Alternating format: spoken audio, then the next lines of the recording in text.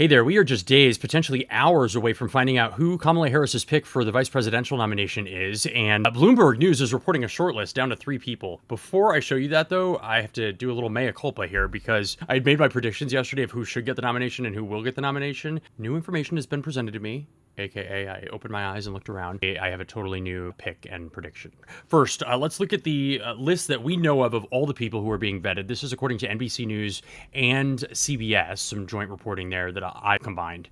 The 2 women we think are largely there just for optics, so we'll take them out of the running. Bloomberg News is reporting that the top 3 candidates for it now are Josh Shapiro, the governor of Pennsylvania, Governor Tim Waltz of Minnesota, which is very interesting. He was not anywhere near the top of the running just a week ago. I'll tell you why this has changed coming up here. And then Mark Kelly of Arizona, who was my, I think, safe pick yesterday, and now I'm switching teams. And then I'm leaving Governor Andy Beshear of Kentucky on there, as well as Pete Buttigieg. The reason is because I have not seen any reporting that takes them off of the short list from anybody. So I will leave them in. I'm only going to focus on 4 of them today, though. First, I want to show you the results of our poll. This was on Instagram yesterday. So Pete Buttigieg over there was a favorite.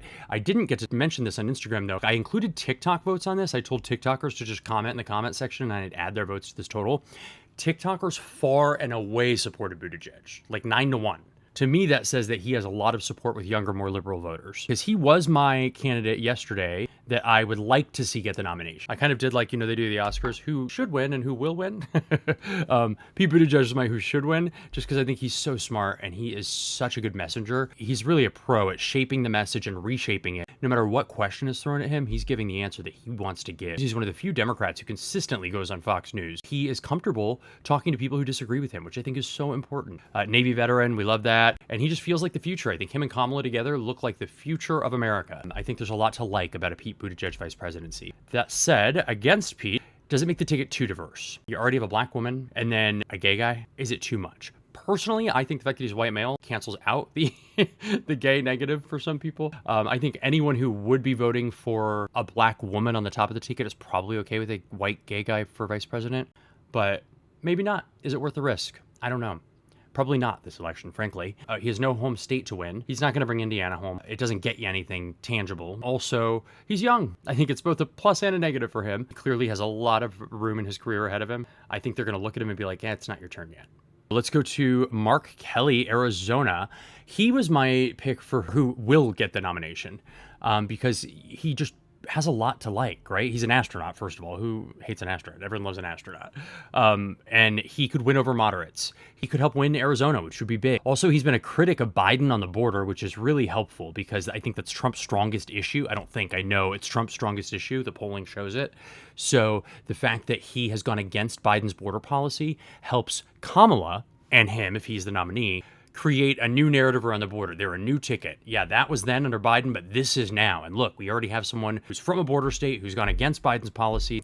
He gives you the chance to kind of get a clean slate a little bit on the border. Also, gun control. His wife is Gabby Giffords, the congresswoman who was shot in the head in that assassination attempt. And one of the big issues that Democrats are going to want to try to push in the next session is an assault weapons ban, as well as red flag laws and universal background checks. Those are all widely supported among voters. So what better advocate for it on Capitol Hill than him? And you get a buy one, get one free with Gabby Giffords. It's going to be hard to say no to a woman who was shot in the head by one of these weapons lobbying you in person on Capitol Hill. And also, he is apparently close with Kamala Harris, according to all the reporting. He speaks with her frequently, even before this nomination process, and that means she trusts him. He's also a military veteran. He flew fighter jets in the Gulf War for the Navy. He brings some national security experience that Kamala lacks. She helps kind of fill a void there on the ticket. Negatives, too dull.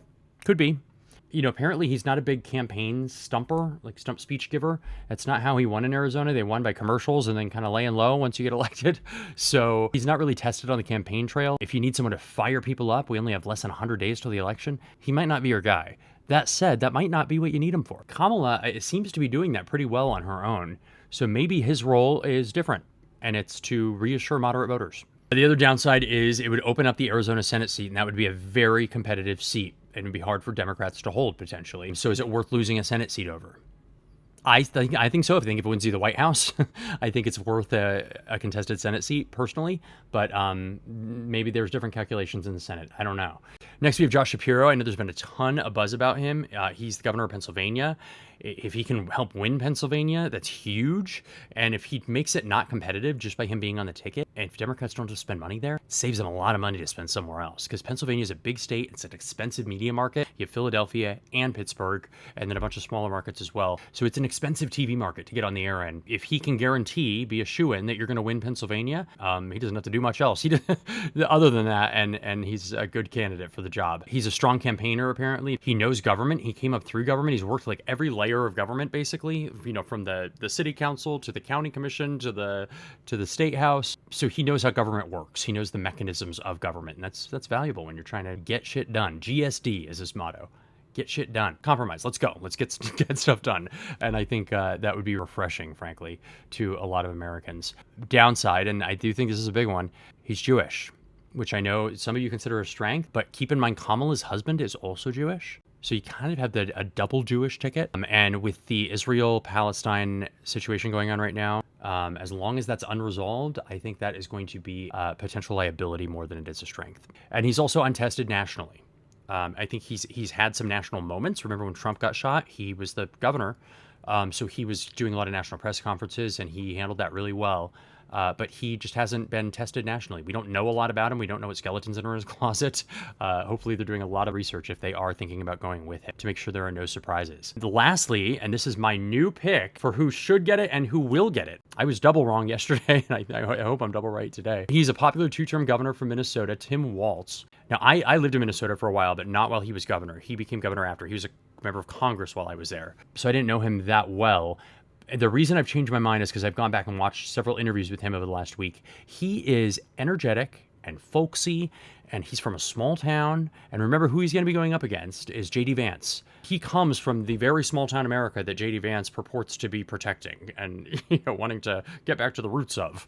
Tim Waltz is from it. He's from a town of 400 people. He said he had 24 graduating people in his class, I think, and half of them were his cousins in his town. It's as small town as it gets. He was a public school teacher, football coach, he has kids, enlisted in the Army at 17. And when he became a member of Congress, he was the highest ranking enlisted officer ever to become a member of Congress. Also, he was just reelected by really good margins in Minnesota. Minnesota's a purple state. They have no problem electing Republicans in Minnesota. And the fact that he was able to weather not only COVID, but George Floyd, which happened in Minneapolis, remember? That he was able to navigate that shows some political savvy, I think, because it would have taken a lot of other governors down. Not that he was lauded necessarily for his response to it, but somehow he emerged unscathed, which I think says a lot about his political skill. He is the person who coined weird that we are hearing now on the campaign trail. That stuff is weird. They come across weird. I see Donald Trump talking about the wonderful Hannibal Lecter or whatever weird thing he's on tonight. That is weird behavior. It may be weird, but analysts say Walz has succeeded in labeling Trump in a way Democrats believe is working. Waltz speaks a language that middle America understands, that average people can get behind, and quite frankly, that stick. One simple word like that, like Trump is so good at doing with all these nicknames and everything, right? Sleepy Joe and